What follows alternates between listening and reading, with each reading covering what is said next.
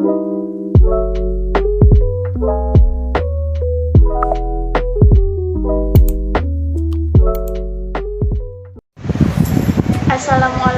warahmatullahi wabarakatuh. Saya Sutra Aliza dengan NIM 1201142762 dari jurusan Teknik IPS Manado.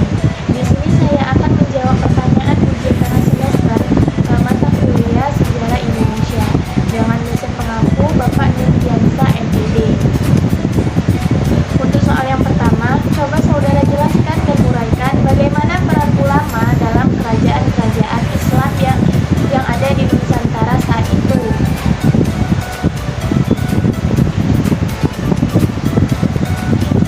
Pada masa jaya kerajaan-kerajaan Islam, peran ulama menonjol sebagai bagian dari pejabat elit, di mana fungsinya memperkokoh kedudukan pemimpin yang duduk di singgasana. Dalam bidang hukum, ulama memegang peranan sentral dalam membuat regulasi dan menentukan kehidupan keagamaan umat Islam. Mereka sebagai kadi atau penghulu. Tidak hanya sebagai penasihat raja, para ulama juga sebagai penerjemah Islam ke dalam sistem budaya Indonesia. Dalam tugas itu, ulama berkontribusi dalam memberi legitimasi pada budaya politik Melayu yang berorientasi pada kerajaan dan menjadi guru agama atau mubalik yang bertugas menyiarkan agama Islam dengan cara mendirikan pondok pesantren.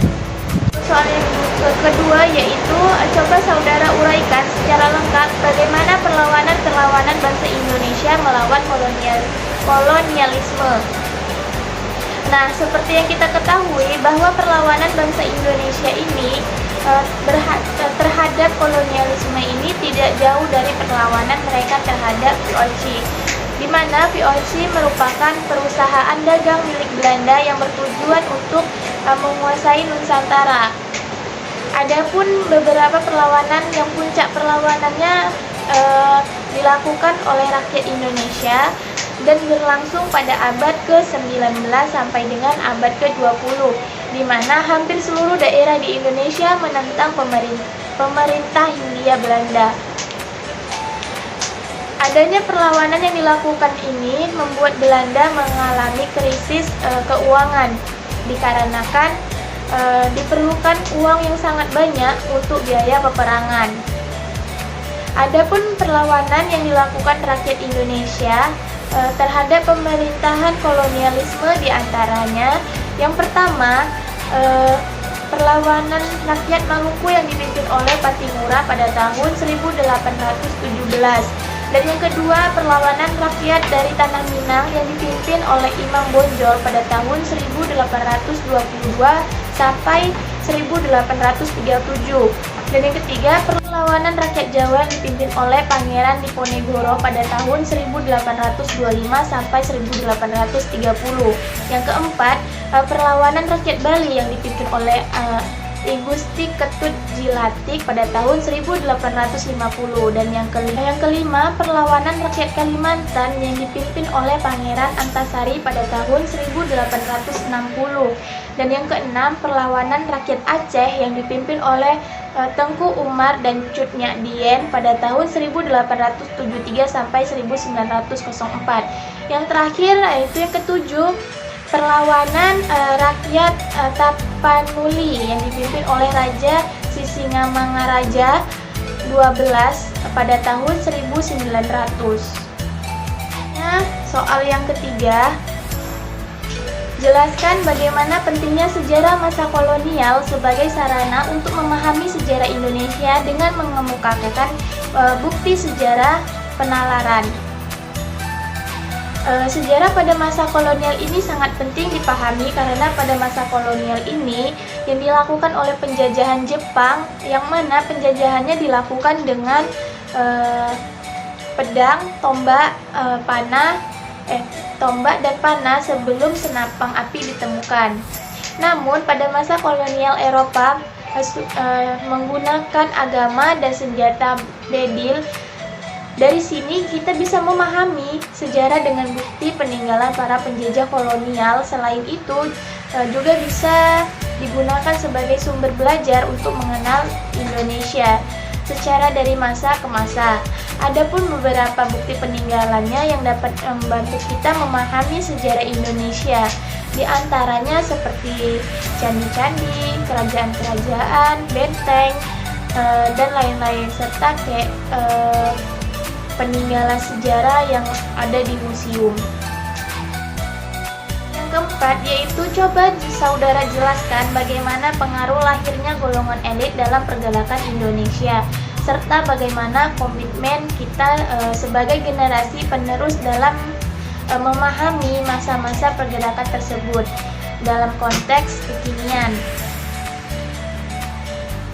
Nah, di mana pengaruh politik etis ini terhadap munculnya pergerakan nasional yang ada di Indonesia, yaitu politik etis ini mengajarkan kita untuk melakukan semua kegiatan dengan cara yang etis.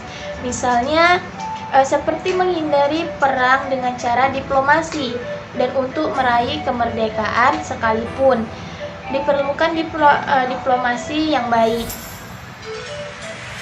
Dengan munculnya golongan elit baru ditandai dengan mulai dibentuknya Budi Utomo yang yaitu organisasi yang bersifat sosial dan budaya.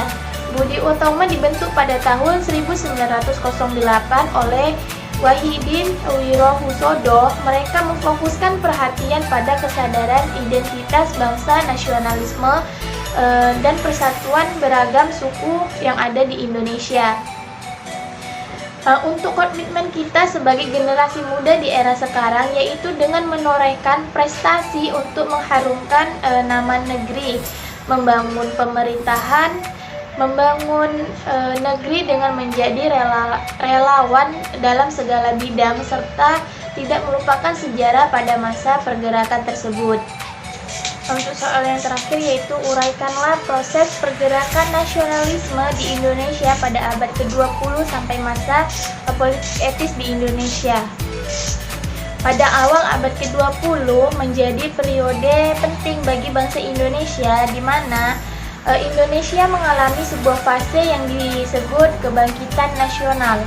Pada tahun 1908 menjadi awal pergerakan nasional karena pada masa tersebut perjuangan yang dilakukan oleh rakyat masuk ke dalam kategori visi nasional. Nah, istilah pergerakan nasional ini juga digunakan untuk menggambarkan proses perjuangan bangsa Indonesia dalam mempertahankan kemerdekaan. Salah satu faktor yang melatar belakangi munculnya kebangkitan nasional di Indonesia ini adalah munculnya kaum terpelajar di Indonesia akibat politik etis yang diterapkan. Masa pergerakan nasional. Pada masa pergerakan nasional di Indonesia ini ditandai dengan berdirinya organisasi-organisasi pergerakan nasional. Masa pergerakan nasional ini dibagi menjadi 3 tahap, yaitu tahap yang pertama, masa pembentukan pada tahun 1908 sampai 1920. Pada masa ini berdiri organisasi Budi Utomo, Sarekat Islam, Independent Party, Masa Radikal atau non-koperasi. Pada tahun 1920 sampai 1931. Pada masa ini berdiri organisasi Penghimpunan Indonesia, Partai Komunis Indonesia, Partai Nasional Indonesia, Partindo, PNI Baru, dan Gerindo. Dari jawaban yang dapat saya paparkan untuk soal UTS yang Bapak berikan, mungkin dalam pembuatannya atau dalam merekam video ini terdapat banyak kesalahan kata-kata ataupun belepotan. Saya mohon maaf. Saya akhiri. Wabillahi taufiq wal hidayah. Wassalamualaikum warahmatullahi wabarakatuh.